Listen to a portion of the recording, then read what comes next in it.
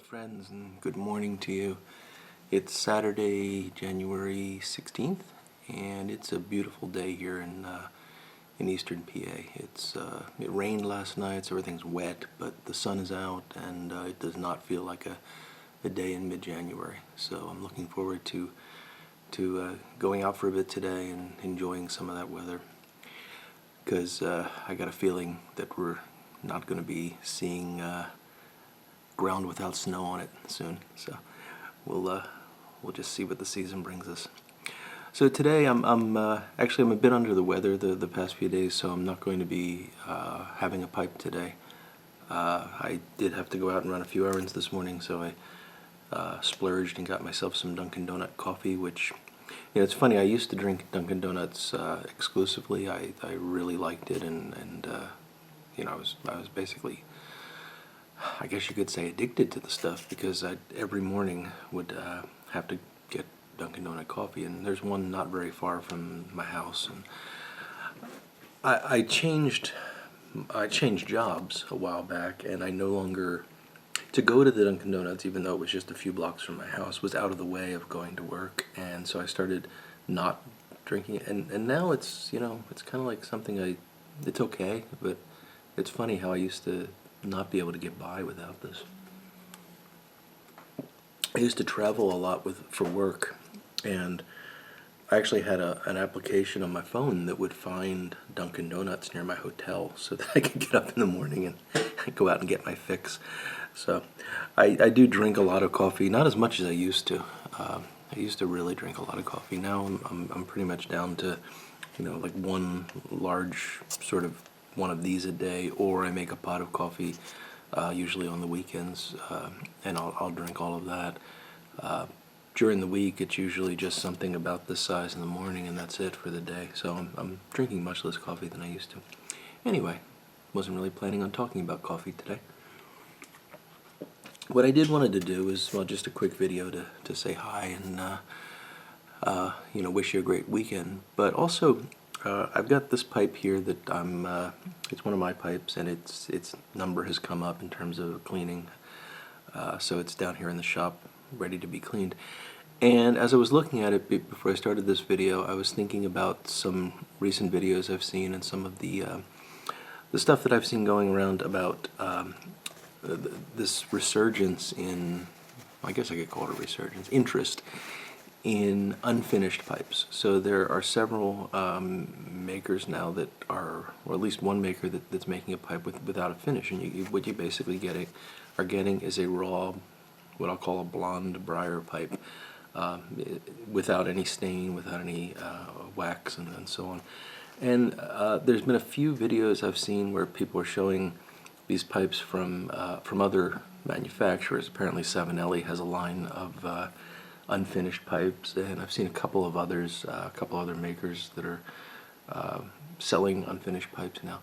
And I guess there's a couple of good things about that. One is that you're getting a less expensive item, because the time finishing and getting a perfect finish is not part of the cost of that pipe. And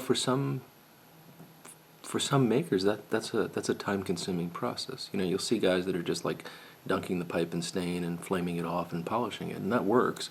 But there's some guys that really put a lot of time and effort into their finishes. So to not finish the pipe can actually dramatically impact on the cost. This isn't a new phenomenon.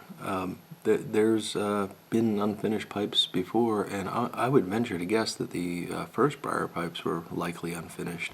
And I have some thoughts on finishing and why the stains evolved as they did and all, but we'll get to that. This pipe is actually one of my own. It is surprising to me, but I'm fairly certain that this is the first real pipe that I ever purchased. So my first pipe was a Graybo, and I still have that. It's in terrible condition, but I have it. Someday I'll pull that out and do a project video on it to see if we can get it back to life. But this is the first pipe that I bought that wasn't a Graybo, not a drugstore pipe, but I actually bought this at a tinderbox. And this is an Irish second. Well, the Irish seconds were where I believe they don't do this anymore, but Peterson used to, when it found flaws, when Peterson decided that they could not use the particular Stummel in one of their brand pipes, they would finish it roughly. They didn't, they sanded it. The shape was correct. The sanding was done, but they didn't stain it. They didn't polish it. They sold it as a blonde, raw briar pipe. And this is one of those that I purchased approximately 30 years ago from the tinderbox. And when I got it, it looked like a piece of wood. It had very light color. It wasn't white. It was a yellowish wood color, yellowish orange, really, if I can recall. And this is what it has evolved to over the course of 30-some years. And this pipe was, probably in those 30 years, I would say that this was smoked on a weekly basis for at least 15 of those, and occasionally for the other 15. It's been smoked a lot, and you can see that what develops over time really is quite nice. I mean, this has never been stained. This is just the natural coloration of the briar. And some of the grain on this pipe, I'm really surprised that, you can see that's not great, but if you come around to this other side, it has some really beautiful bird's eye. So I love this pipe. It smokes wonderfully. It has a few fills, and one of the problems with these natural pipes is that the fills, I'm hoping I'll be able to show you that. You can see those two, I don't have anything to easily point with, those two white dots on the bottom are fills. The fills will really contrast quite a bit on these natural finish pipes. Now, people talk about the fact that this is going to color depending upon the tobacco that you smoke, and the oils in the tobacco and all that. I believe that this is what happens to briar as it's exposed to sunlight, to oxygen in the atmosphere. This is what briar looks like over time. Yes, I probably have burnished it just by holding and handling it. There's probably been some oils transferred from my hands, possibly oils from the tobacco that were on my hands transferred to the pipe.